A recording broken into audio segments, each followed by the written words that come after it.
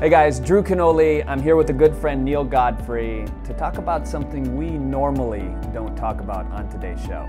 And that is financial freedom. And who better to talk about it than my friend Neale, who wrote the New York Times best-selling book, Money Doesn't Grow on Trees. It's absolutely incredible, and we're gonna help you get to the other side of whatever could be holding you back.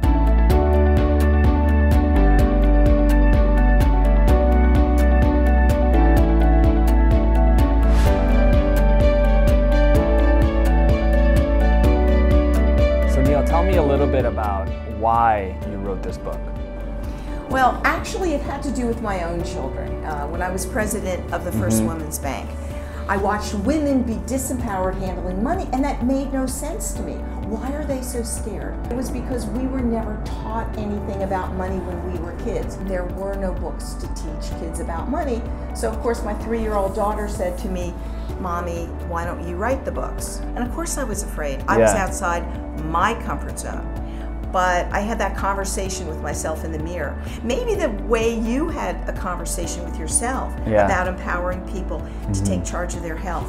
If you're not gonna do it, who's gonna do it? Who's gonna do it? People sort of hang money and success together. It's not about that. It's about yourself. It's about finding your passion, and the money is going to follow. It will never lead. Being rich is not a goal. Yeah, that's perfect. And I'm glad that you and I are on the same page, because when I first started FitLife and Organifi, it was all about helping people and giving back, doing my passion, which was health, and I didn't care about the money. And it just kind of happens over time. People are always asking, they're like, I don't know what my passion is, I don't know what my purpose is. How do you give somebody the steps to creating their passion into their wealth? What you have to do is really open your eyes to it. You know the stuff you like to do. You know the stuff that you don't like to do. You know the people that you like to hang around with, who are really believing in you. And you also know those people who are walking around going, oh, that's not gonna work, oh, you're stupid. You know that, cut them out.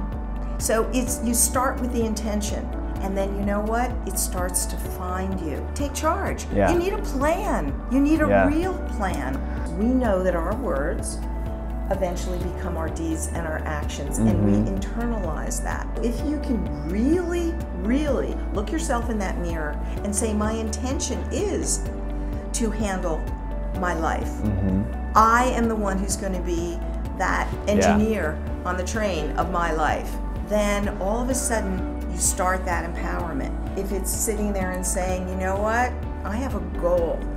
I want to get those kids to college. I want to have enough money so that I can retire and design the life that I want. If you can do that, all of a sudden it becomes real. Because why wouldn't you do that?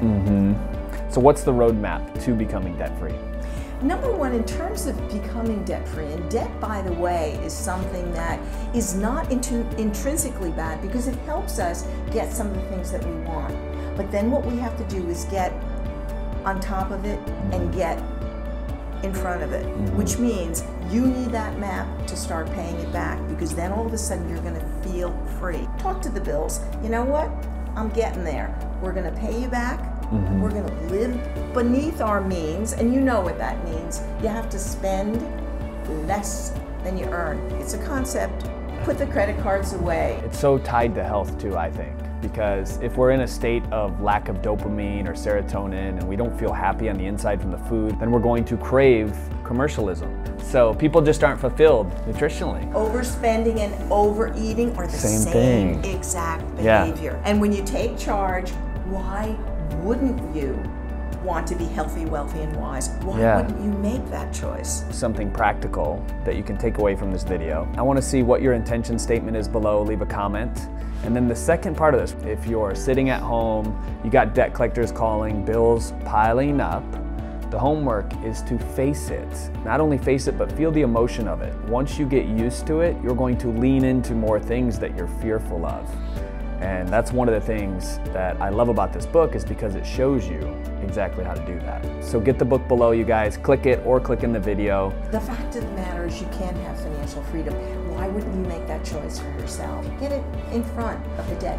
Feel what it is, and feel how you don't like that feeling, and feel what it's going to be when you do get in front of it. Yeah. And all of a sudden you wake up and the debt's done. You paid off your mortgage.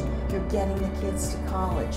You've got that retirement that you can design that's going to be wonderful. It totally makes sense. So thank you so much for coming on. I mean, this is incredible. Finance and money isn't something that we've historically talked about on the show. So I think it's important because there's a lot of people that write in and they're like, Drew, I can't afford organic veggies this month. My heart goes out to you. And if you're living a life that's less than fulfilling, like, take a good look at it. So you are here to shine a light on the souls of everybody that's watching this and really let them see beneath the curtain and how they can improve their lives from this side of it. So here it is. Money doesn't grow on trees. Check it out. Click the link below. Drew Canoli. Neale Godfrey. And remember, we're in this together.